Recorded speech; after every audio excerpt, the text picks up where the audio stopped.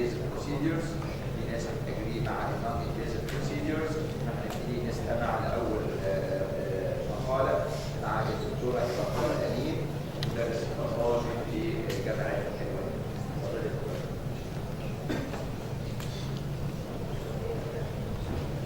السلام عليكم ورحمة الله وبركاته. Kevin Amin, مدرس pathology at London University. I'm honored to participate in this debate about liver fibrosis assessment in chronic liver disease. And as a pathologist, I would like to discuss in a few moments the role of the invasive technique in the pathological assessment in chronic liver disease. Our agenda will include, inshallah, the role of histopathology in the assessment in the diagnosis, then the role of histopathological fibrosis assessment in prognosis and management through applying the scoring system. Finally, we will have a comparison between the invasive technique using the histopathology and the FibroScan non-invasive technique. First of all, before the fibrosis assessment, أهم حاجة إن احنا نوصل إن احنا نعرف definitive diagnosis للliver disease, and this is not possible except through the liver biopsy. But before we need the fibrosis assessment, we need to reach the etiology of the disease. Some diseases are overlapping clinically and maybe by the laboratory findings also. But with using the histopathology, we can differentiate between these disease entities. For example, the cholestatic liver diseases. Through the histopathological examination and the pattern of tissue reaction, we can, for example, differentiate between the primary biliary cirrhosis and sclerosing cholangitis. Also, the fatty liver changes. The imaging technique can capture the fatty liver changes. However, we need the histopathology to delineate the etiology of the steatosis.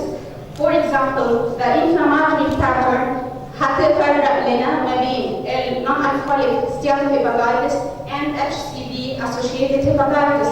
The pattern of fatty change, if it's microvesicular or macrovesicular, ممكن تطلع لي drug-induced hepatitis. Also, في evaluation for the diagnosis, ممكن الhistopathology هو اللي بيفرق لي unexplained causes of unexplained jaundice and other infiltrative diseases with depositions زي hemochromatosis, Wilson disease, and other and also the granulomatous disease. So we need the invasive technique for the etiologic diagnosis of our etiologic assessment of liver fibrosis. الhistopathology كمان ليه role في fibrosis assessment for the prognosis and for monitoring the treatment and management of patients.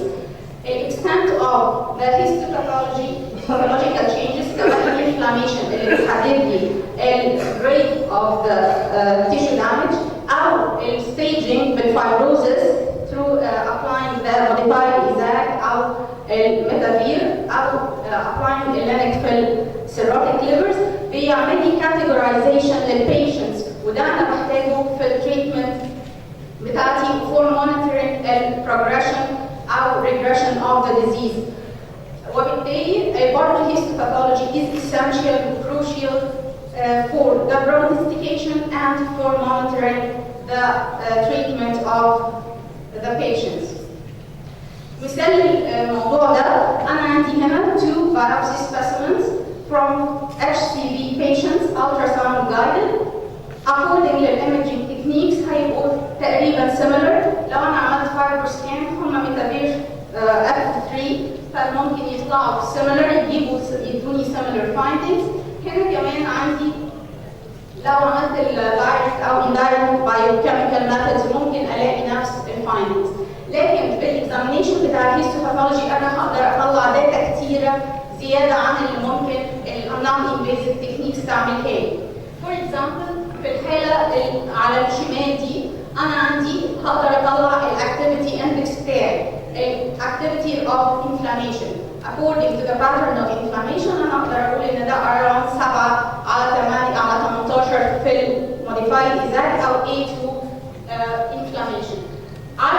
الناحيه اليمين نفس البيشنت اللي هو برضه F3 بالايمجنج تكنيكس، انا عندي البيس ميل نيكروزس اعلى، وبالتالي انا هبقى ميتافير A3. غير الاكتيفيتي اندكس انا بطلع برضه other داتا من الاكزامينيشن بتاعي. على الناحيه الشمال هنا انا عندي cholestatic liver changes في الهيباتوسايتس. moreover عندي dilated bile ductules، وده ممكن يديني significance او بيسجست ان انا عندي obstructive lesion somewhere. والobstructive lesion ده بالرغم ان دي ultrasound guided was not detected by the ultrasound. الهيستوباثولوجي عمل pointing للليجن ده، وبالتالي انا هقدر اطلب من الكلينيشن اكسترا انفستيجيشن يعملها. لازم هنطلع طبعا نعمل correlation مع الالكالاين فوسفاتيز ليفل. لازم اشوف ازاي ان انا كان عندي ليجن عامل لي هنا obstructive symptoms وعامل لي cholestatic changes، ليه ما بانش في الايمجنج العادي اللي بالالتراسونوجرافي. وmaybe I will need more imaging techniques عشان اطلع اللي تسبب في الباثولوجي ده. لو انا حاله زي كده عملت non invasive techniques، انا كل الانفورميشن الزياده دي مش هتبقى عندي. في اكتر من كده كمان انا هقدر بالانفيزيف تكنيك ان انا بطلع الباترن اوف فايبروزس.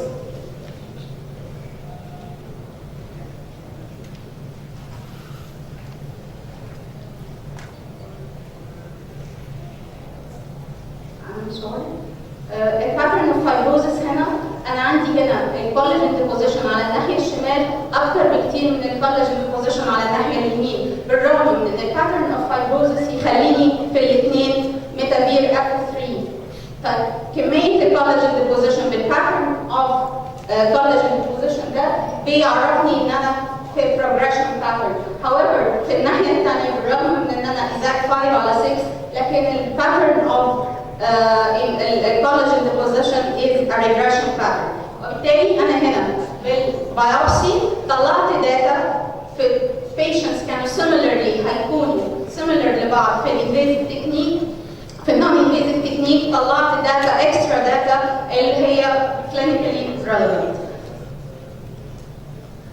وبالتالي انا دلوقتي في الانفيزيف تكنيك والهيستوباثولوجي انا بقدر اوصل لديفينيتيف دايجنوزس، بقدر اعرف الاكتيفيتي اندكس بتاعي، بقدر اعمل بريسايز ستيجنج، بقدر اعرف الباترن اوف فايبروزس بتاعي اذا كان progression versus regression.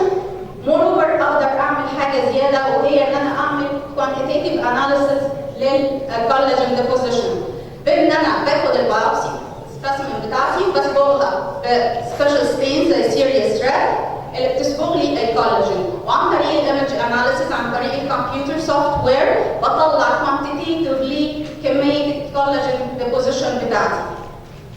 وده بيبقى مور بريسايز عن النون انفيزيف تكنيكس. النون انفيزيف تكنيكس في الكولاجين ديبوزيشن هتبقى بتورك بس على التو ends of the spectrum او في حالات الادفانسد او اللي هي الادفانسد السيروميك، لكن في الجراي زون مش بتكون اكتف الريزلتس بتاعتي. الهيستوباثولوجي كمان بيبقى معايا في الحالات بتاعت الليفر ترانسبلانتيشن وفي السسبكتد هيباتيك نيوبلازيا، وبيديتكت البرينيوبلاستيك ديسبلاستيك ليجنز. كمان بيقدر يفسر لي حاجات في الابنورمال لابوراتوري فايندينجز زي الكيس اللي كانت على الشمال اللي كان عنده كوليستاتيك تشينجز ممكن ما تكونش كانت واضحه بشكل واضح في الايمجنج تكنيكس. التيك هوم مسجز عندنا ان انا الهيستوباثولوجي بيوصلني للديفينيتيف دايجنوزس، بيعمل لي categorical assessment للبيشنتس بتاعتي through the scoring of the histology activity index and the staging of fibrosis. كمان ال pattern of fibrosis إذا كان هو progression versus regression or indeterminate pattern بقدر أعرفه من الهيستوباثولوجي. moreover بقدر through applying the image analysis إن أنا أعمل quantitative analysis للكولاجين كمية الكولاجين deposition بشكل precise أكثر من النون invasive techniques. So the histopathology remains the gold standard. واي تكنيك تاني احنا مجرد ان احنا هنقارن بالهيستوباثولوجي سواء السنسيتيفيتي بتاعته او في الابليكابيلتي بتاعته للبيشنتس. لكن finally انا لازم اعمل الهيستوباثولوجي وهو اللي بيوصلني في الدايجنوز ديفينيتيف دايجنوز.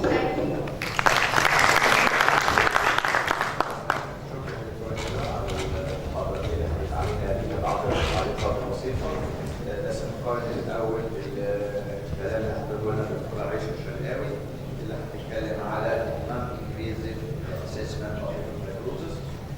عائشه طبعا ليها خبره كبيره في الاسكان، هنا غاليه في القصريه لان هنا غاليه في الكليه.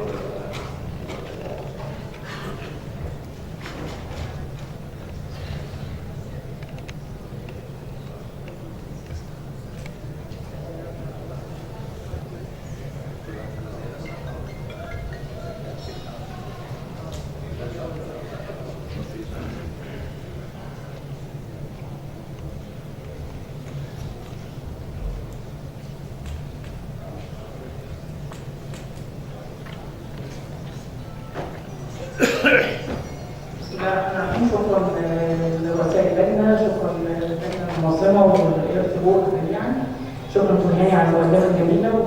وهحب طلب مني ب5 دقائق ان انا بس اهايلايت عن النون انفيزيف ميجرز بس 5 دقائق ونسيب وقت الدسكشن.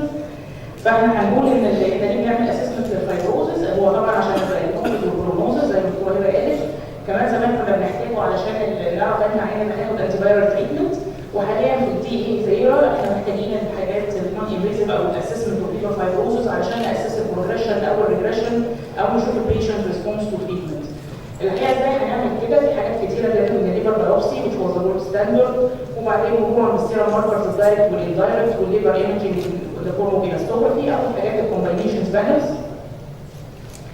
دايما كنا طول الوقت بنستعمل طبعا الليفر بايوبسي اللي هي جولد ستاندرد على طول، كانت ليها مميزات كتيره جدا زي ما الدكتوره هبه شرحت لنا ان هي ممكن ناسس منها الستيروزس والفايبروزس والاكتيفيتي والايرون اوفرلود لو في، ونشوف اذر باثولوجيز لو موجوده.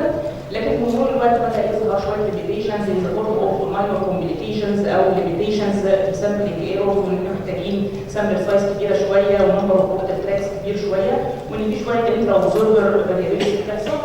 فبدانا نتوجه من 2007 لاستخدام النون انفيزيف اسسمنت، ويمكن الايمجنج كان اكتر حاجه ليها دور. استعملنا الفايبروسكان واستعملنا مجموعه البوينت شير ويف الاستوجرافي والتوتي شير ويف الاستوجرافي. كلهم كان ميزتهم ان هم فريندلي ماشينز وكانوا ليهم جود ريبروديوسيبيليتي وليهم جود دايجنوستيك اكيورسي للليفر فايبروزس ستيجنج، وللاسسمنت اوف سيروزس كان ليهم اكسلنت دايجنوستيك اكيورسي فور دايجنوزنج او فور اكسكلودنج ليفر سيروزس. لكن الفايبروسكان في البدايه اول ما ظهر من غير ما يكون معاه الاكس ال جروب كان في شويه ليميتيشنز في عيانين الاوبيس او في عيانين الاسايتس. الريجن اوف انترست بتاعته كان الى حد ما صغيره، كمان هو ديفايس بيستعمل بس للاسسمنت اوف فايبروسس، ما فيهوش الترا ساوند ماشين او بي مود علشان نشوف الليفر اخباره ايه. مجموعه البوينت شير ويف الاستوجرافي والتو دي شير ويف الاستوجرافي اللي هم الاجهزه الثانيه زي مثلا الفيليبس الالاستيك كيوب او جهاز الهيداشي او جهاز الار في بتاع السيمنز، كلهم اشتركوا في نفس المميزات برضه ان هم فيهم الترا ساوند ماشين، ففي بي مود بشوف بيه الليفر، وليهم جود دايجنوستيك اكيورسي برضه في الاسسمنت اوف فايبروزس والسيروزس، وهم ليهم كواليتي كرايتيريا وليهم ريجن اوف انترست يمكن اصغر شويه من بتاعه الترانزيت الاستوجرافي، ولكن يبقى الفايبروسكان هو الاهم علشان هو اللي عليه مور ستاتس اند مور كواليتي كرايتيريا ويل ديفايند. يمكن احسن واحد هو الام ار اي الاستوجرافي واللي نتائجه كويسه جدا في الاسسمنت اوف ليفر فايبروزس والسيروزس، ولكن مشاكله ان ده محتاج ماجنتيك ريزونانس يونت طبعا، وان في بعض الناس بيخافوا من تجربه الام ار اي عشان كلاستروفوبيا، وهو كمان هيبقى موستلي عن بقيه الاجهزه. في الاخر الايسر جايد لاينز والامريكان جايد لاينز كلهم اجمعوا ان في عيان كرونيك ليفر ديزيز او سبيشال في عيان الاتش سي بي، لو احنا عايزين نعمل اسسمنت للليفر فايبروزس البيست ان انا استعمل الليفر ستيفنس بالترادل الفايبروسكان ومعاه واحد من السيرم فايبروزس ماركرز. لو الاثنين اتفقوا في الريزلتس بتاعتهم بجو فور تريتمنت للعيانين سواء كان F1 او F2. لو النتيجتين اختلفوا فقدامنا حاجتين، اما ان احنا نبدا نريبليس الفايبروزس ماركر ده بانذر فايبروزس ماركر، او ان لو الدايجنوزس محتاجينه جدا فور الليفر مانجمنت يبقى لازم اعمل ليفر بايوبسي في حالات مثلا عيان عنده حاجه هو ايرون اوفرلود او ستياتوسس، يعني لو الدايجنوز هيأفكت المانجمنت يبقى وي نيد تو دو ليفر بايوبسي ان ذيس. في دراسات كتير الحقيقه اتعملت على كل الفايبروزس ماركرز وعلى كل الانفيزيف ميجرز النون انفيزيف ميجرز اللي هم الايمجنج، وكلهم كانت السنسيتيفيتي والسبيسيفيستي بتاعتهم عاليه جدا، كمان كان ليهم نيجاتيف بريدكتيف فاليو عاليه، وده وضح لنا اهميه استعمالهم. كمان الميتا اناليسيز اللي اتعملت على الفايبروسكان باعتباره اكتر واحد او اكتر جهاز بيستعمل دلوقتي، كان الاسسمنت بتاعها واللي اندر ذا روك الاف 4 والاف 3 كان عالي جدا، كله فوق 96%. الدراسات اللي اتعملت في مصر برضه كذلك، سواء اتعملت في الجورنال فايرال هيباتايتس او بتاعت الاي جي سكور، كانت كلها بتوضح ان الاسسمنت بتاعنا عالي جدا والنون انفيزيف ميجرز مهمه. وفي الاخر في الريجريشن اوف ليفر فايبروزس محتاجين ان العيان افتر ما يبقى اس دي ار، محتاج ان العيان يفولو اب النون انفيزيف ميجرز مره في السنه، ولو كان العيان ده سيروزس محتاجين ان احنا نعمل له فولو اب مره او مرتين في السنه مع الالترا ساوند ومع الاذر ابر اندوسكوبي واللابس بتاعتنا.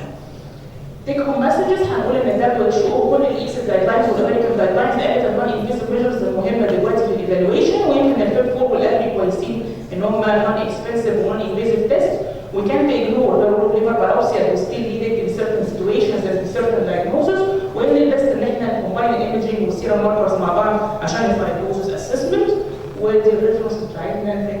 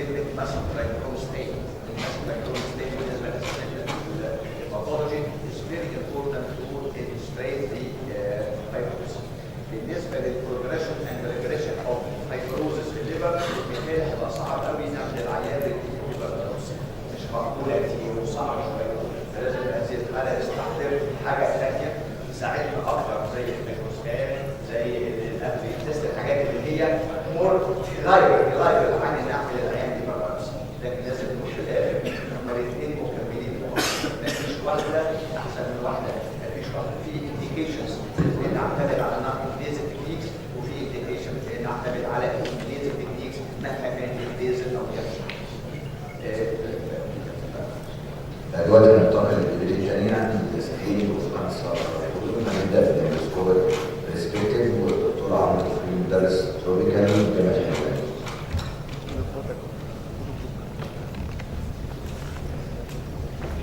بسم الله الرحمن الرحيم. Dear chairpersons, ladies and gentlemen, thanks for the invitation for the board for this valuable meeting. I wish you all success. My task today is to talk about the screening of cancer colon via endoscopic perspectives. I have nothing to disclose.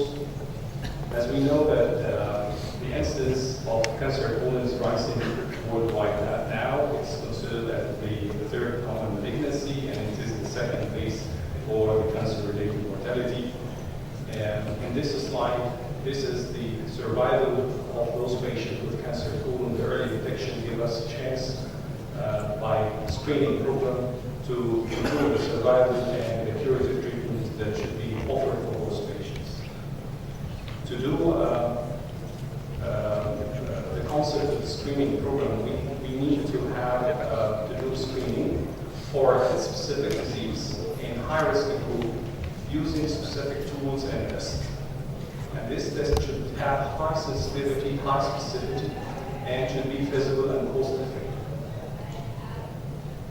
In these guidelines, 6 from North America and 4 from Europe and 4 from Asia, 14 guidelines has agreed that the colonoscopy is the standard line of screening for cancer colon in patients because it's highly sensitive, specific, and cost-effective.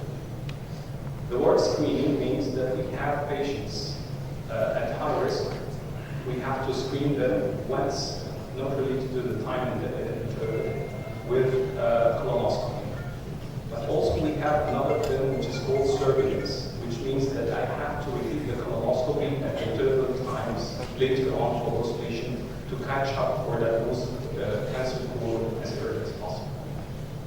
The rescue group for those patients, all patients above 50 with history of cancer colon or IBD, specialty ulcerative colitis, or has familial or hereditary polyposis disease should be screened for cancer colon. After doing the baseline screening or examination with colonoscopy, we will get one of these three results. Either we have adenomatous polyp or diagnosis of cancer colon early, or normal examination. Accordingly, we could decide when we should repeat this examination as a surveillance program to decrease the incidence of colorectal cancer and decrease the mortalities. Regarding the colonoscopy, we have arms for the screening and the surveillance. And these previous 14 guidelines worldwide has agreed that colonoscopy has high sensitivity and specificity for detection of early adenomas larger than 1 centimeter. It is highly specific with 100 and sensitive 91% for detection of colorectal cancer. The disease mortality regarding cancer colon has been increased from 60 to 65%. The hazards or the risk of cancer colon regarding graduation is 0.04% and major bleeding is 0.08%. The harms of sigmoidoscopy versus colonoscopy. Of course, cancer, the colonoscopy has 10-fold higher harms regarding complications of perforation when compared to the flexible sigmoidoscopy. And this map shows that the high incidence of cancer colon are more common at the left side. That's why we could do flexible sigmoidoscopy in those patients who are not candidate for total colonoscopy. This is the normal sequelae or the consequences of the adenoma reaching up to cancer colon. We have, regarding the endoscopy, we have colonoscopy, flexible endoscope. When we detect any polyp, we have to remove this or take target biopsy, either by EMR, endoscopic mucosal resection, or endoscopic submucosal resection. And polyps should be removed. And localization of the polyp is very important. Number and the size of the polyp should be mentioned. In case of multiple polyposis disease, it should be removed in different sessions. 4 important things should be mentioned in your colonoscopy report for those patients. The number of polyps, the location of polyps, the size of polyps, and if we have histopathology, this would be valuable to advise or recommend the surveillance program. These are the guidelines regarding the outcome of the low risk and the high risk polyps. Just let me 1 minute, please.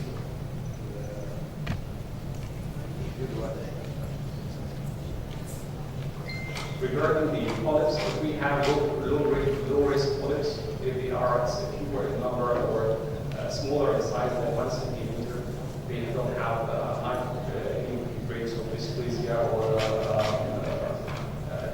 malformation. So according to this, we will decide when is the next surveillance program. Regarding the surveilling strategy in ulcerative colitis patients, all patients after the 8th or the 7th year of diagnosis should perform screening colonoscopy annually, especially in pancreatitis, and those patients with left-sided ulcerative colitis, they should do after the 15th year colonoscopy every 1 or 2 years. Those patients who have coincidence of primary sclerosing cholangitis with ulcerative colitis, they should start screening colonoscopy immediately with respect to the time of diagnosis. Colonoscopy could be helpful for those patients who have IBD, ulcerative colitis, and who have the hereditary non-polyposis cancer disease.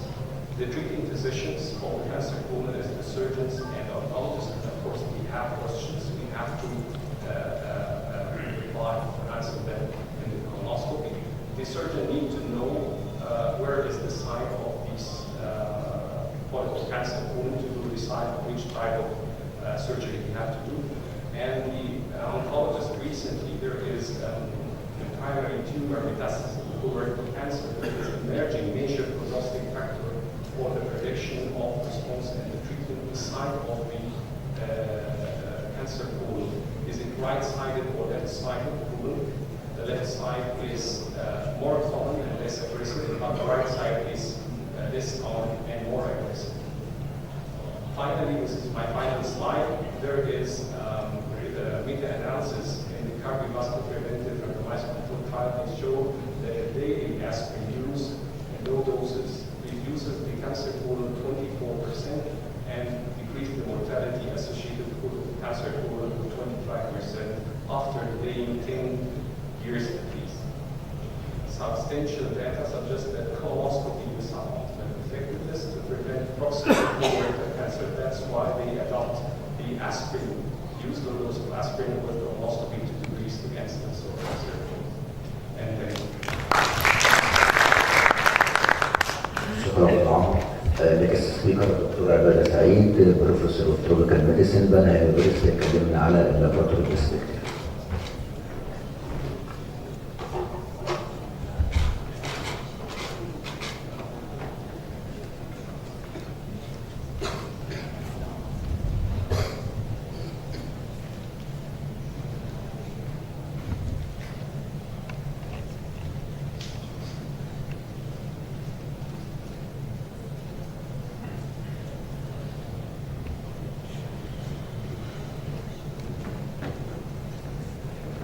بسم الله الرحمن الرحيم. وانا بشكر كل الحضور على انهم شرفونا في مؤتمرنا الاول جمعيه الارث. My talk will be about colorectal cancer screening laboratory perspectives. When dealing with this subject, هحاول افكر وانا بعمل اللابوراتوري ايه الميثودز اللي هختارها للكولريكتال كانسر سكرينينج، فهحاول اسال نفسي شويه اسئله.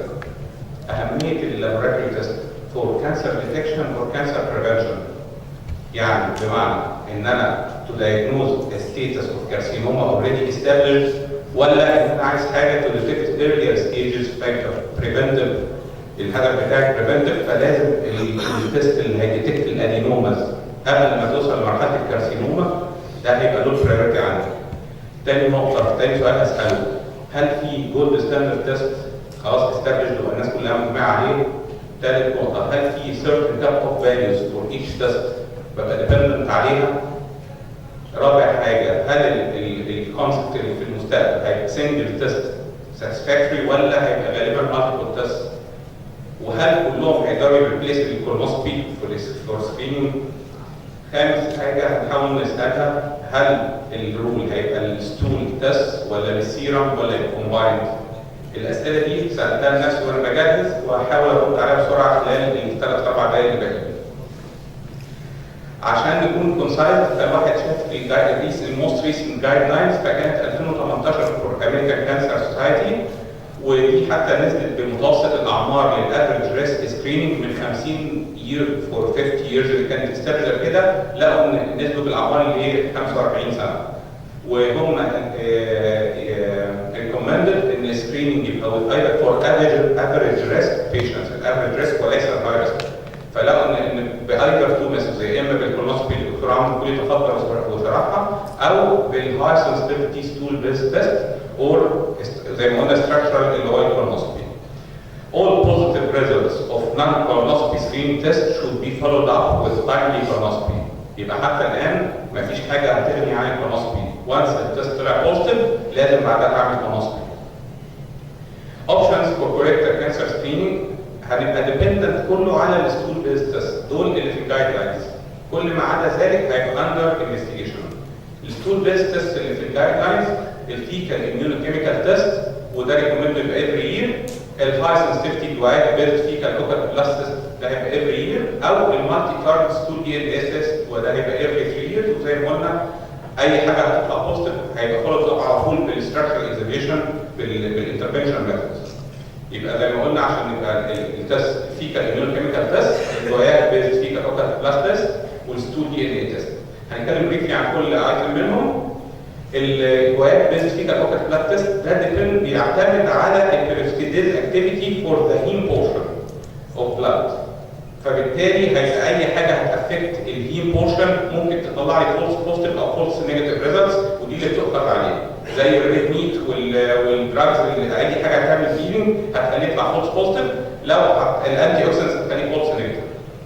الفيكال ايميونوكيميكال تيست دي انتي بادي تيست بتبقى ديبندنت على الجلوبين بورشن اوف ذا هيموجلوبين، فدي بتبقى مور سبيسيفيك نوت انفلونسد باي upper GI bleeding لان الجلوبين بيبقى دايجستد في الابر بارت اوف ذا GI وما بتبقى نوت vulnerable to interference with medications او الانيمال هيموجلوبين لان احنا هنا بنبقى سبيسيفيك للهيومن جلوبين. المشكله بتاعتها ان هم دايفيرس وكل شركه في اوروبا طبعا القصه دي عندهم البريفالنس ريت عالي جدا والسكريننج ده حاجه مانداتوري، فشركات كتيره كوميرشالي منزله دراجز منزله كيتس، الكيتس دي كلها الكونكلوجن مالهاش تاب اوف فاليوز ثابته، وفي الريكومندد الجايد لاينز بتريكومند ان احنا ما نعتمدش على الجايد على الكات اوف فاليوز اللي الشركات المصنعه محدداها، بنعتمد على الكلينيكال اكسبيرينس بالدراسات اللي اتعملت. فادجستد ثريشولدز هم اللي لازم يبقوا ادوبتد.